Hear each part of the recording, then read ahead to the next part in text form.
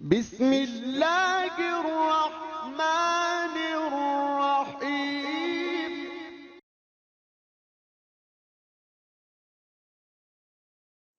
नहमदुहु व नसल्ली अला रसूलिहिल करीम अम्मा बाद फ़ौज़ु बिल्लाहि मिनश्शैतानिर्रजीम। मैं हूं प्रोफेसर हकीम साद सुल्तान और अपने यूट्यूब चैनल से आपको खुशामदीद कहता हूं। आज हम बात करेंगे किडनी फंक्शन टेस्ट के बारे में, जिसे रेनल फंक्शन टेस्ट भी कहते हैं, इसे आप RFTs भी कहते हैं और KFTs भी कहते हैं।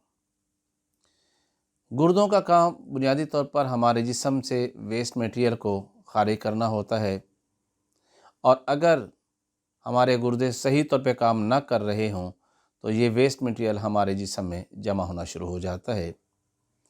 आम तौर पर हम जिस चीज़ का टेस्ट करवाया जाता है KFT के अंदर, वो ब्लड यूरिया और क्रिएटिनिन के बारे में देखा जाता है, क्योंकि ये दोनों टेस्ट बड़े ही आसानी से लैब के अंदर हो भी जाते हैं और इसके बारे में जांच भी की जा सकती है कि इनके क्वालिटेटिव और क्वांटिटेटिव मेजरमेंट भी पता लग जाती है। और इन्हीं को दो टेस्टों को बेस बनाकर हम बता सकते हैं कि मरीज़ के जो गुर्दे हैं वो सही काम कर रहे हैं या सही काम नहीं कर रहे। लेकिन ज़रूरी नहीं कि ये दो ही वेस्ट प्रोडक्ट्स हैं जो आपके खून में हों, और भी बहुत सारे वेस्ट प्रोडक्ट्स हैं जिसे गुर्दे खारिज करते हैं, लेकिन ज़्यादातर इन्हीं दो वेस्ट प्रोडक्ट्स की बेस के ऊपर जो है वो किडनी के फंक्शन को जांचा जाता है। मरीज़ सबसे ज़्यादा जो घबराता है वो क्रिएटिनिन लेवल से घबराता है, क्योंकि जब भी किसी भी मौले के पास मरीज़ गया गुर्दों का, तो उसने कहा जी आपका यूरिया तो पेशाब के रास्ते से खारिज हो गया, लेकिन आपके असल में क्रिएटिनिन नॉर्मल होगा तो आप ठीक होंगे। जब तक ये नॉर्मल नहीं है आपके गुर्दे जो हैं वो ख़राब ही हो रहे हैं। तो इसके बारे में मैं बताना चाहूँगा कि क्रिएटिनिन को लेवल को देखते हुए हम किसी तरह भी सही फैसला नहीं कर सकेंगे कि मरीज़ के आया गुर्दे ख़राब हो रहे हैं या ख़राब नहीं हो रहे। इसमें कोई शक नहीं है, क्रिएटिनिन लेवल जो है जब वो अपने नॉर्मल लेवल से बढ़ जाता है तो तमाम लोग यही कहते हैं, तमाम मुआलिजीन यही कहते हैं कि इस मरीज़ के गुर्दे ख़राब हो गए हैं। लेकिन हम देखते हैं ये क्रिएटिनिन लेवल कैसे बढ़ता है जिस्म के अंदर। ये क्रिएटिनिन है क्या, ये जिस्म के किस हिस्से के अंदर बनता है और किन चीज़ों से बनता है और क्यों कर बनता है, इन सब चीज़ों के बारे में अगर हमें इल्म हो जाएगा तो फिर हम सही तौर पे फैसला कर लेंगे कि आया ये क्रिएटिनिन लेवल जो बढ़ा हुआ है इससे वाकई गुर्दे ख़राब होने की वजह से बढ़ा है, या इसकी और कोई वजह भी है, या कोई और फैक्टर है जिसकी वजह से क्रिएटिनिन लेवल बढ़ गया है। मिसाल के तौर पर आप रिच प्रोटीन डाइट लेते हैं, आपके जिस्म में एक्स्ट्रा प्रोटीन जा रही है, तो ये प्रोटीन दरअसल आपके मसल्स के अंदर यूज़ होती है और मेटाबोलाइज होती है, और जिसके नतीजे के तौर पर जो है वेस्ट प्रोडक्ट बनता है जिसे आप क्रिएटिनिन कहते हैं। अगर आप ज़रूरत से ज़्यादा प्रोटीन ले रहे हैं तो लामहला क्रिएटिनिन लेवल भी ज़्यादा होगा, लेकिन यहाँ पर गुर्दों का फेल वे फंक्शन भी नॉर्मल होगा, यानी गुर्दे ख़राब नहीं हो रहे होंगे। एक मरीज़ को बुखार हो जाता है, आपको पता है बुखार से जिस्म में दर्द भी होता है, उसके उज़लात के अंदर कमज़ोरी भी आ जाती है, तो उज़लात की इस कमज़ोरी के नतीजे के तौर के भी क्रिएटिनिन लेवल बढ़ जाता है, लेकिन मरीज़ के गुर्दे ठीक काम कर रहे होते हैं। एक शख्स जो बहुत वॉक करता है, जिसके नतीजे से उसे कमज़ोरी हो जाती है, फटीग हो जाती है, उज़लात के अंदर जो वाक़या हो जाता है, तो उसके नतीजे के तौर पर भी क्रिएटिनिन लेवल बढ़ जाता है, लेकिन मरीज़ के गुर्दे ख़राब नहीं होते। इसी तरह एक मरीज़ जो है अगर वो बहुत सख्त एक्सरसाइज करता है, बहुत हैवी एक्सरसाइज करता है, और उसके नतीजे के तौर पर भी मसल को चूँकि बहुत ज़्यादा ज़ोर लगाना पड़ता है, बहुत ज़्यादा कार्य करना पड़ता है, नतीजे के तौर पर मरीज़ का क्रिएटिनिन लेवल भी बढ़ जाता है, लेकिन मरीज़ के गुर्दे ठीक होते हैं। कहने का मकसद ये है कि सिर्फ हम क्रिएटिनिन लेवल को देखकर ये बता दें कि मरीज़ के गुर्दे ख़राब हैं, तो मैं समझता हूँ ये समझदारी की बात नहीं होगी, बल्कि क्रिएटिनिन लेवल जो है गुर्दे ख़राब ना भी हों तो मुख्तलिफ़ फैक्टर्स की वजह से इसका लेवल डिस्टर्ब हो जाता है। जैसे मैंने कहा कि प्रोटीन की ग़िज़ा ज़्यादा खा लें तो भी बढ़ गया, एक्सरसाइज ज़्यादा कर ली तो भी क्रिएटिनिन लेवल बढ़ गया, टेम्परेचर ज़्यादा हो गया तो भी क्रिएटिनिन लेवल बढ़ गया, और बहुत हार्ड एक्सरसाइज कर ली तो भी क्रिएटिनिन लेवल बढ़ गया।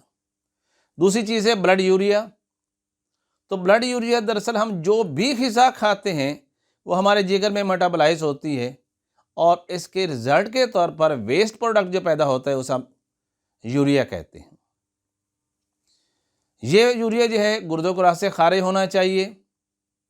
अगर ब्लड यूरिया का लेवल बढ़ रहा है तो इसका मतलब ये है कि किडनी फंक्शन ठीक नहीं हो रहा। गुर्दों ने के ज़िम्मे जो काम था इन वेस्ट प्रोडक्ट को खारिज करना, जैसे ब्लड यूरिया को खास तौर पर खारिज करना, वो नहीं कर रहा। तो इस सूरत में हम कह सकते हैं कि मरीज़ के जो गुर्दे हैं वो ठीक काम नहीं कर रहे। सिर्फ अकेला क्रिएटिनिन लेवल जो बढ़ा हुआ देख के हम नहीं कह सकते थे। हाँ, अलबत्ता अगर मरीज़ का ब्लड यूरिया भी बढ़ा हुआ है और सीरम क्रिएटिनिन भी बढ़ा हुआ है तो फिर हम कहेंगे कि इस मरीज़ के गुर्दे जो हैं वो सही काम नहीं कर रहे। और अगर इलाज के दौरान ये दोनों ही चीज़ें यानी ब्लड यूरिया भी और क्रिएटिनिन लेवल भी डाउन होता है तो हम कहेंगे कि मरीज़ का इलाज भी ठीक हो रहा है और उसके गुर्दे अब पहले से बेहतर काम कर रहे हैं। इसके अलावा सिर्फ दो चीज़ें ऐसी हैं जो ब्लड यूरिया को डिस्टर्ब कर सकती हैं, एक तो एंटीबायोटिक्स और दूसरे जिगर को स्टिमुलेट करने वाली, तहरीक देने वाले ग़िज़ाएँ, ये ब्लड यूरिया के लेवल को बढ़ा सकती हैं। इसके अलावा कोई तीसरी चीज़ ऐसी नहीं है जो ब्लड यूरिया के लेवल को बढ़ा सके। इसके अलावा आपके खून के अंदर सोडियम भी मौजूद होता है, फास्फेट्स भी मौजूद होते हैं, क्लोराइड भी मौजूद होते हैं, यूरिक एसिड भी मौजूद होता है। लेकिन जब गुर्दे सही काम करते हैं यानी अपना एक्सक्रीटरी सिस्टम बेहतर कर देते हैं या अपना वर्क जो है वो फास्ट कर लेते हैं तो ये चीज़ें खुद ब खुद कम हो जाती हैं। आपके खून के अंदर एक और चीज़ भी पाई जाती है जिसे हम पोटाशियम कहते हैं। इसकी नॉर्मल वैल्यू 3.5 से 5.0 mg/dl होती है, और जब ये नॉर्मल लेवल में रहता है तो ये हमारे उज़लात को क़ुव्वत देता है, हमारे उज़लात इससे बेहतर काम करते हैं। अगर ये नॉर्मल वैल्यू से बढ़ जाए तो फिर समझिएगा ये क्रिएटिनिन लेवल्स जो बढ़ने से 1000 गुना ज़्यादा ख़तरनाक है। उसकी वजह क्या है? जब पोटाशियम 7 तक चला जाए और क्रिएटिनिन सिर्फ 2 हो तब भी मरीज़ को एडवाइस किया जाता है कि इमीडिएट डायलिसिस करवा ले। वजह क्या है कि जिस वक़्त पोटाशियम लेवल बढ़ता है तो ये हमारे उज़लात में शदीद फटीग पैदा करता है, शदीद ज़ोफ़ पैदा करता है, शदीद कमज़ोरी पैदा कर देता है। और हमारा हार्ट, हमारा दिल भी मस्कुलर ऑर्गन है और पूरे जिस्म में खून सप्लाई भी यही करता है। जिस वक्त पोटाशियम लेवल बढ़ता है तो सबसे बुरा इफ़ेक्ट जो आता है वो दिल के उज़लात के ऊपर आता है, उनमें ज़ोफ़ वाक़या हो जाता है। वो ऐसा उज़लात अपना काम करना जो है वो कम कर देते हैं। मतलब ये कंट्रैक्शन और रिलैक्सेशन वाला काम प्रॉपर नहीं होता, बल्कि ये कॉन्ट्रैक्ट नहीं होते, ये रिलैक्स हालत में ही रह जाते हैं। जब ये कॉन्ट्रैक्ट नहीं होंगे तो ज़ाहिर खून भी पूरे जिस्म को नहीं पहुँचेगा। तो फिर हम यूँ कह सकते हैं कि हार्ट जो है वो काम करते करते रुक जाता है। जब हार्ट ने काम करना रोक दिया, हार्ट कोलैप्स कर गया, तो उस वक्त मरीज़ की मौत हो जाती है। इसलिए कहा जाता है इमीडिएट इसका डायलिसिस करवा लिया जाए ताकि पोटाशियम लेवल को नीचे लाया जा सके। अगर ये 7 या 7 से अबव जाता है तो ये बहुत ख़तरनाक है। क्रिएटिनिन लेवल अगर बढ़ गया तो क्या होगा? ज़्यादा से ज़्यादा मरीज़ के जिस्म पे ख़ारिश हो जाएगी, उसके जिस्म के अंदर वो धप्पा टाइम निकल आएंगे, जलन होना शुरू हो जाएगी। इससे ज़्यादा मरीज़ को कुछ नहीं होगा, यानी उसकी डेथ नहीं होगी। लेकिन जब पोटाशियम लेवल जिसमें बढ़ जाता है तो वो बहुत ज़्यादा ख़तरनाक होता है। इसलिए पोटाशियम को फौरी तौर पर जो है वो कंट्रोल करना ज़रूरी होता है। और मैं तिब्ब यूनानी के अतिब्बा इकराम और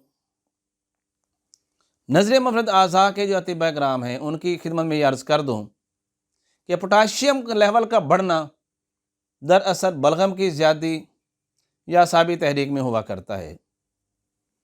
और अगर हमने इसको जिस्म से खारिज करना है तो फिर हमें दिल को ताकत देने वाली अद्वियात देनी पड़ती हैं, मुकव्वी क़ल्ब अद्वियात देनी पड़ती हैं, जिसमें तिब यूनानी के अंदर जवाहिर मोरा है और नज़र मुफरद आज़ा के अंदर शदीद तीन है। अगर हम ये ऐसे मरीज़ को जिसका पोटाशियम लेवल बहुत बढ़ गया है, जिसकी दिल की धड़कन बहुत कमज़ोर हो गई है, जिसे ब्रेडिकार्डिया का प्रॉब्लम हो गया है, जिसकी वजह से दिल जो है वो पूरी कुव्वत के साथ खून को गुर्दों तक नहीं भेज रहा और गुर्दे अपने काम नहीं कर रहे जो फिल्ट्रेशन का काम होना चाहिए, तो नतीजे के तौर पर खून के अंदर ब्लड यूरिया और क्रिएटिनिन बढ़ा हुआ हमें मिलेगा। लेकिन उसकी रूट काज क्या होगी? वहाँ पे गुर्दों में कोई ख़राबी नहीं है। दरअसल बलगम की ज़्यादती और आसाबी तहरीक की वजह से ज़ोफ़ क़ल्ब पैदा हो गया, दिल के उज़लात के अंदर ज़ोफ़ पैदा हो गया है, जिसकी वजह से दिल जो है वो पूरी तरह से ब्लड को पंप नहीं कर रहा। और अगर यही ज़ोफ़ हद से ज़्यादा बढ़ जाए तो हार्ट जो है वो काम करना छोड़ जाता है। इसके अलावा एक और चीज़ है, अगर खून के अंदर उसका पीएच लेवल जो है वो एसिडिक हो जाए, अब वो ज़रूरत से ज़्यादा एसिडिक हो जाए, यानी खून तेज़ाबी हो जाए, जिसे हम कहते हैं एसिडोसिस, तो ये खून जिस वक़्त गुर्दों में फ़िल्टर होने के लिए जाएगा तो अपनी तेज़ाबियत की वजह से गुर्दे जो पहले ही ज़ेरे आताब है उनको मज़ीद ख़राब कर देगा। और हम देखते हैं कि आरएफटी के अंदर हमें नहीं पता चल रहा कि मरीज़ के खून के अंदर जो है वो तेज़ाबियत बढ़ी हुई है, ये एसिड हो गया है। ये एक कमी है। अगर हम इसको पता न लगा सके और सिर्फ ब्लड यूरिया और क्रिएटिनिन लेवल और बाकी इलेक्ट्रोलाइट्स को देखते हुए हम जितना चाहे मरीज़ का इलाज करते चले जाएं, हम मरीज़ को ठीक नहीं कर सकते, क्योंकि गुर्दे ख़राब होने का यहाँ बुनियादी वजह जो है वो खून की तेज़ाबियत है। और वो कब होती है? जिस वक्त सीरम बाइकार्बोनेट जो है, सोडियम बाइकार्बोनेट जो है, उसका लेवल नॉर्मल से कम हो जाता है। क्योंकि तेज़ाबियत बढ़ेगी तो अलकली कम हो जाएगी। अगर तेज़ाबियत को हमने कंट्रोल ना किया, इसको न्यूट्रलाइज ना किया, तो हम जितना मर्जी मरीज़ के गुर्दों का इलाज करते जाएं, खून में तेज़ाबियत तो रहेगी और यही खून की तेज़ाबियत गुर्दों को मज़ीद ख़राब करती चली जाएगी। इसलिए हमें लाजमी तौर पर इस मरीज़ का अलग से टेस्ट करवाना पड़ता है, जो कि आरएफटी में नहीं है। और यही आरएफटी के अंदर वो कमी और कमज़ोरी है जिसको अगर हमने दोबारा जो है इन टेस्टों से, यानी सीरम सोडियम बाइकार्बोनेट चेक नहीं करवाया, तो हमें मरीज़ की असल बीमारी की वजह समझ नहीं आएगी और मरीज़ कभी भी ठीक नहीं होगा। इसलिए दोस्तों, जब भी आप मरीज़ का केएफटी चेक करवाएं, आरएफटी चेक करवाएं, किडनी फंक्शन टेस्ट करवाएं, तो लाजमी तौर पर इसके साथ मरीज़ का सीरम सोडियम बाइकार्बोनेट ज़रूर चेक करवाना चाहिए। क्योंकि अगर ये चेक नहीं करवाएंगे तो आप किसी भी सूरत में मरीज़ का इलाज नहीं सही तरीके से कर सकेंगे। अगर मरीज़ के गुर्दों में ख़राबी जो है एसिडोसिस की वजह से है, खून की तेज़ाबियत की वजह से, और उसको आपने न्यूट्रलाइज नहीं किया, तो गुर्दे तो मज़ीद ख़राब होते ही रहेंगे। आपकी अद्वियात से वक्ती तौर पर गुर्दे ठीक हो भी गए, जैसे ही इलाज बंद किया, साथ ही मरीज़ के दोबारा गुर्दे ख़राब होना शुरू हो जाएंगे। इसके अलावा एक और टेस्ट होता है जिसे हम कहते हैं यूरिन रूटीन टेस्ट। ये भी केएफटीज के अंदर नहीं होता, किडनी फंक्शन टेस्ट के अंदर ये टेस्ट भी नहीं शामिल होता। यानी रेनल फंक्शन टेस्ट के अंदर प्रोटीन यूरिन टेस्ट नहीं है। इसको हम सिर्फ पेशाब यानी यूरिन एनालिसिस से पता करते हैं कि मरीज़ के पेशाब के अंदर कितनी प्रोटीन खारिज हो रही है। 1+ है, 2+ है, 3+ है या 4+ या इससे भी ज़्यादा है। इस जो प्रोटीन जो जिस्म से पेशाब के रास्ते खारिज होती है, ये पहले खारिज होती है और बाद में क्रिएटिनिन लेवल बढ़ा करता है। अगर हम मरीज़ के इस चीज़ को कंट्रोल कर लें कि उसका पेशाब में प्रोटीन खारिज होना रोक लें, जो कि दरअसल गुर्दों के नेफ्रॉन्स की ग्लोमेरुलस की सोजिश की वजह से होता है। अगर हमने मरीज़ के इस सोजिश का इलाज कर लिया तो पेशाब में प्रोटीन खारिज नहीं होगी। दूसरा ये है कि अगर ये टेस्ट आप ना भी करवाएं तो आपका पेशाब से ही पता चल जाता है कि आपके पेशाब के अंदर प्रोटीन खारिज हो रही है। वो कैसे? जब आप पेशाब करेंगे तो पेशाब के ऊपर बहुत ज़्यादा झाग आएगी, फोमी यूरिन होगा, जिससे आपको पता चल जाएगा कि पेशाब के अंदर प्रोटीन आ रही है। और जिस वक्त ये झाग आनी बंद हो गई, इसका मतलब ये होगा कि मरीज़ के गुर्दों के नेफ्रॉन्स के अंदर जो सोजिश थी वो कम हो गई है।